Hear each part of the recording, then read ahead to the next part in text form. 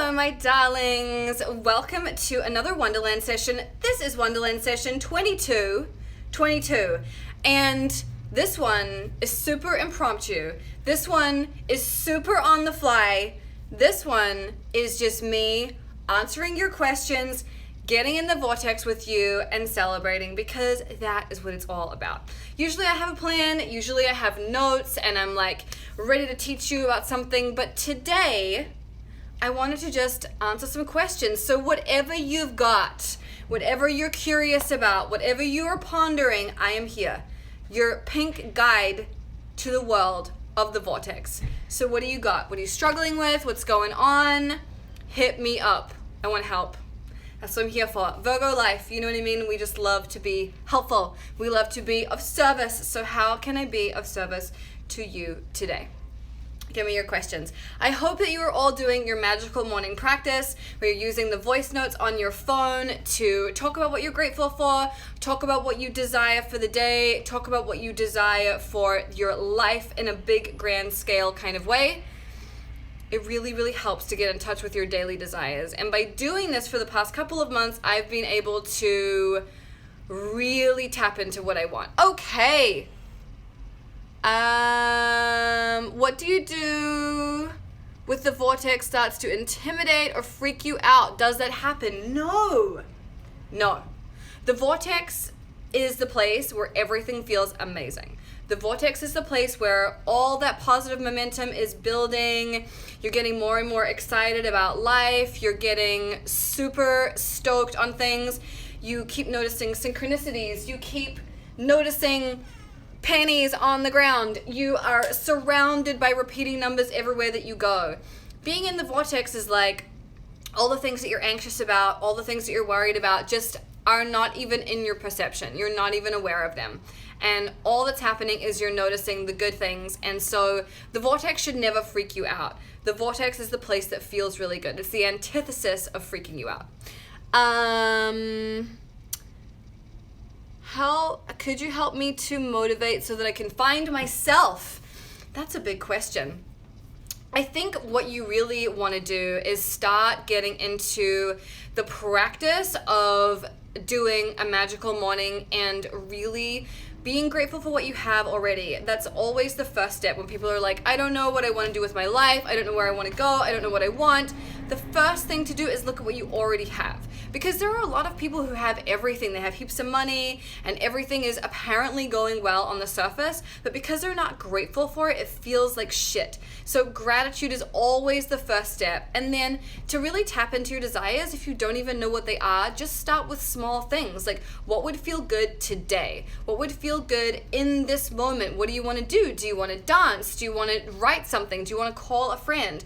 And just start tapping into those things on a regular basis. It's very important that you don't think of these things as being unimportant. It's really essential that you honor your desires, because that is what is going to lead to all the big juicy stuff. And the more that you turn down the volume on your desires, the more that you're going to be bummed out and your life is going to feel smaller and smaller, and it's not going to feel good. So it's about figuring out what you want on a day-to-day basis and just building incrementally from there, and not expecting too much of yourself, just like being gentle and easy with yourself. Okay, I have some questions. Jen said magical morning moments are huge for shift making. And someone else said, I've been listening to your lovely videos on YouTube. Yay! I'm so glad that they're helping you and making you feel good. And I did a new video on Sunday called High Vibe Honey, which is about getting your vibration super synced up for the week. And in that video, if you haven't seen it already, I pulled a tarot card for the week, and then I also led everybody through a tapping routine to help unblock all of the blessings that this card wants to give us. So we tapped on all these resistance things, and it was really good, really, really beautiful. So if you haven't seen it yet, head to my YouTube, check out High Vibe Honey. I'm really proud of it. And I got really amazing requests or feedback from it, and so I was feeling really good. Okay, what else have we got here? Okay. What other questions do you guys have about manifesting, being in the vortex, feeling good? What else do you have? Somebody is saying, hi, please, how can I work with myself to feel beautiful? That's a really good question.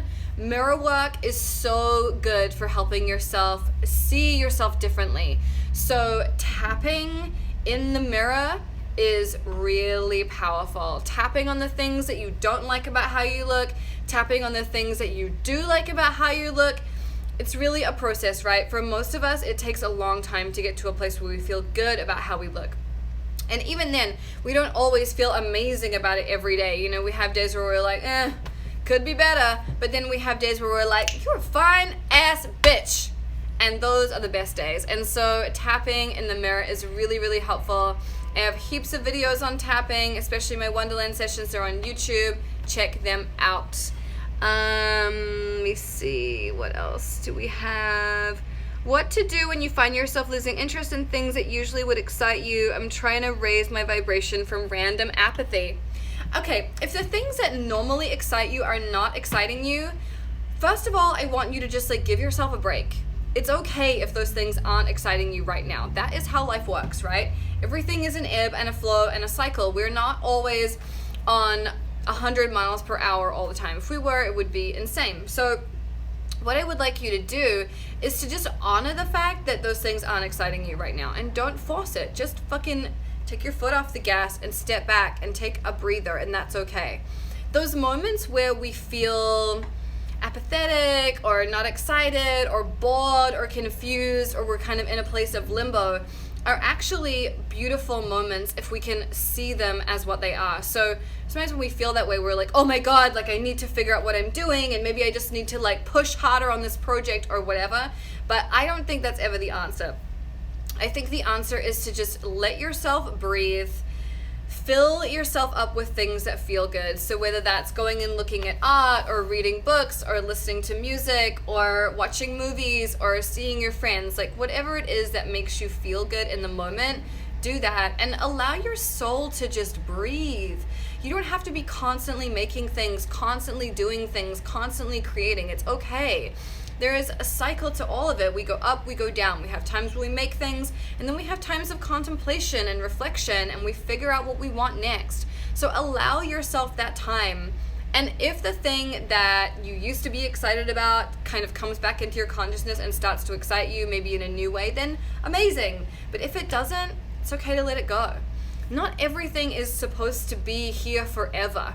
You know what I mean? I think we get hung up on like, I don't know, I think of myself as a musician, so like I have to make music forever. It's like, well, if music isn't exciting you right now, then like take a fucking breather and go paint something. Or just take a breather and take a breather. We don't have to hold ourselves to these ideas of who we are or what we should be doing. And when we do that, we really start to suffocate ourselves. And it's a preconceived notion that we're forcing upon ourselves. No one else is putting that on us. Even if everyone around you thinks of you as this thing or that thing, you are free to discard that notion at any time. It's totally up to you. It's your life, and you get to do what you want. So if the thing that is exciting you is not exciting you, just like sit back like this and be like, whatever. You know what? It's cool. Do something else.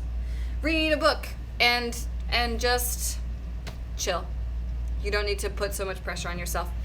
Okay. Let me see what other questions we have come through.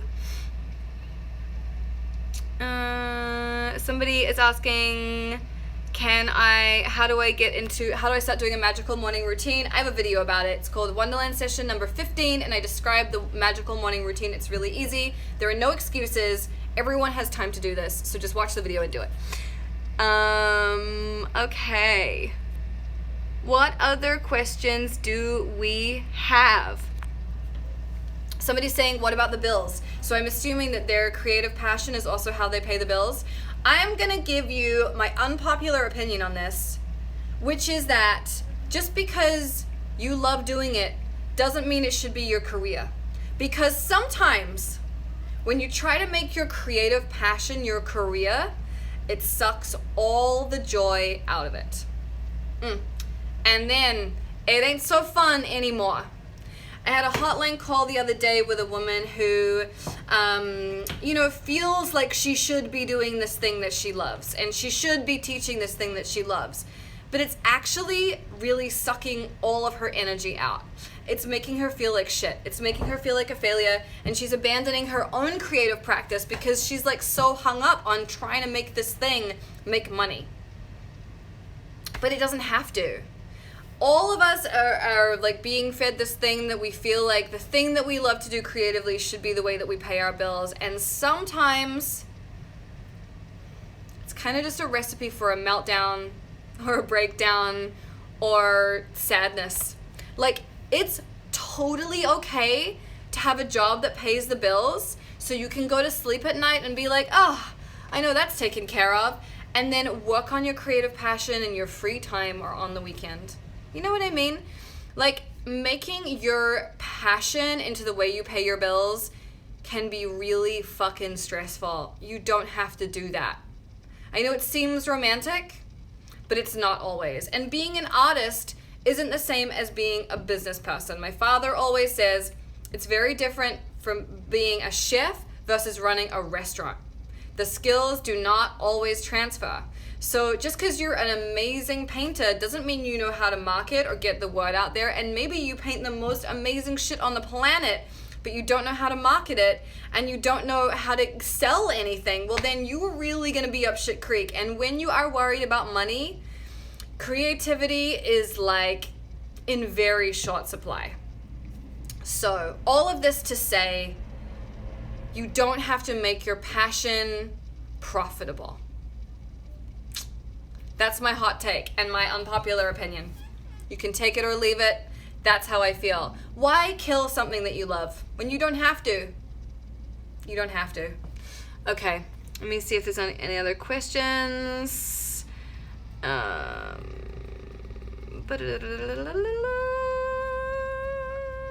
Okay. Somebody's saying, what's the best way to get started? I feel paralyzed with fear. What do you want to get started with? Give me more information. What other questions do we have?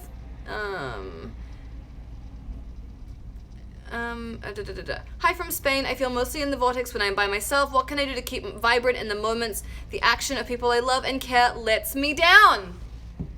That is a beautiful question. I was talking to my friend about this literally yesterday, and she was like, you know what? Like, my life is amazing, and I feel so good when I'm by myself, but it's like other people that just fuck it up. And I said, yeah, that's how it works. Like, it'd be so easy to go sit on a mountaintop and meditate your way into the vortex every single day, not be bothered by other people, and just cruise at that altitude.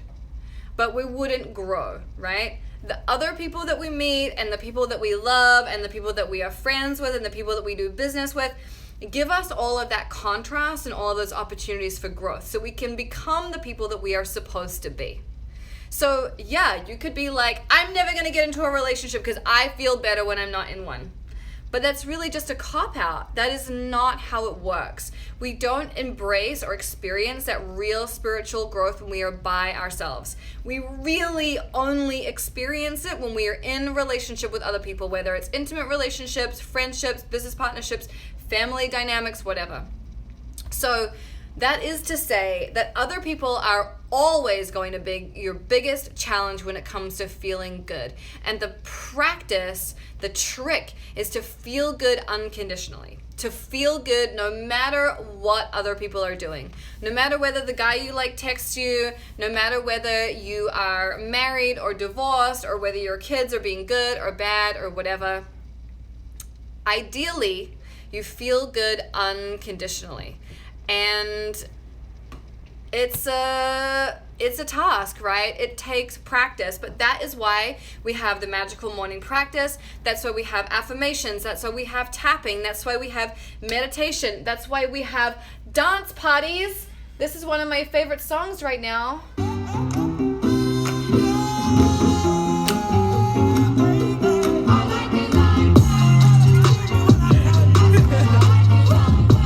So we all have, there are like a million ways that we can do something to make ourselves feel good. And that is what the vortex is all about. And that is what manifesting is all about.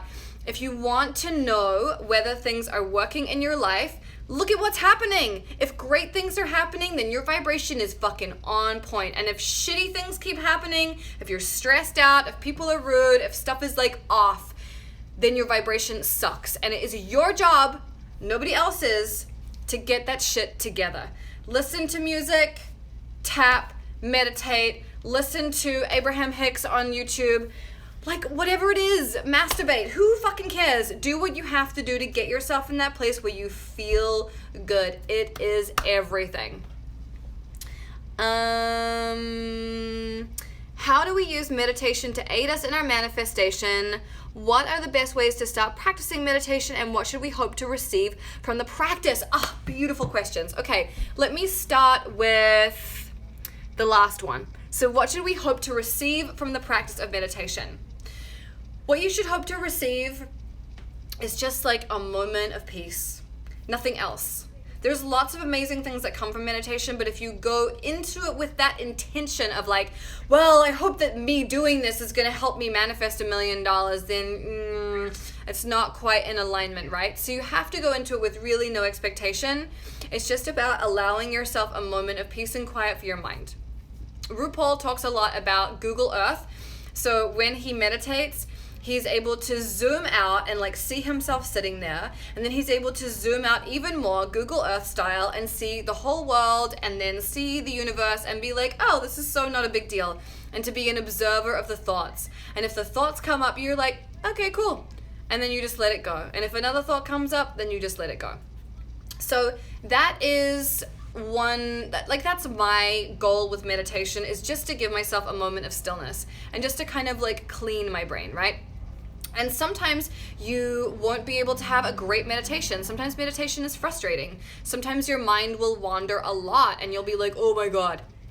And I've heard so many people say to me, oh, like I'm just not cut out for meditation. Like my mind wanders too much, That's why you meditate. Everybody's mind wanders. That's why you do it. It's a discipline. It's a practice. It's something that you get better at over time. Our minds are made to chatter. So we have to practice the stillness, right? It's a fucking practice. It's a discipline. It's not easy. That is why we do it. So the other thing that she said was, what are the best ways to start meditating? So RuPaul's vision of, zooming out Google Earth is great, but it's kind of a little bit more of an advanced tactic, right? It's challenging to be able to do that. So I always tell people, if they want to get started with meditation, that they should be doing guided meditations. They are my favorite. So my friend Terry Cole has a series called More Love Meditations, which I love. I'm pretty sure they're still on her website, terrycole.com. My other friend Jessica Snow, who has a website called yourmagicla.com, does the most amazing transformational guided alchemical meditations. I swear I talk about her in like every Wonderland session. She's absolutely incredible. And her meditations, I think, are like $5 each or something, and they're really beautiful, and she'll guide you into another dimension. This shit is super powerful. So definitely check out some guided meditations. And then there's like hundreds on YouTube. Hundreds. So just find someone whose voice you like and do it that way. You can also use apps and stuff like that. So there's a million different options, and we all like to do it differently, right? One thing that I heard recently about meditation that I really like as an idea is, sometimes your meditation goes really deep and feels really good. And sometimes your meditation is shallow and you're kind of like dancing across the surface the whole time. But what I heard was, it doesn't matter if it's even if it's a shallow dive, you still get wet. And I think that is the idea. The idea is that you fucking did it, okay? And then the first part of the question was, how do we use meditation to aid us in our manifestation? Meditation helps you because it helps you to get a clear vision of what's going on. It helps you to be less reactive. It gives you more space in your brain. Literally, there are scientific studies, more space in your brain so you're less reactive. And that just helps you to be in the flow of life. It helps you to be able to see things as they really are, rather than reacting instantly to everything and flying off the fucking handle, which does not work for manifesting. Manifesting is about being cool as fuck and taking your hands off the motherfucking wheel, which we all find really hard, right? We're all kind of secret control freaks in our own way.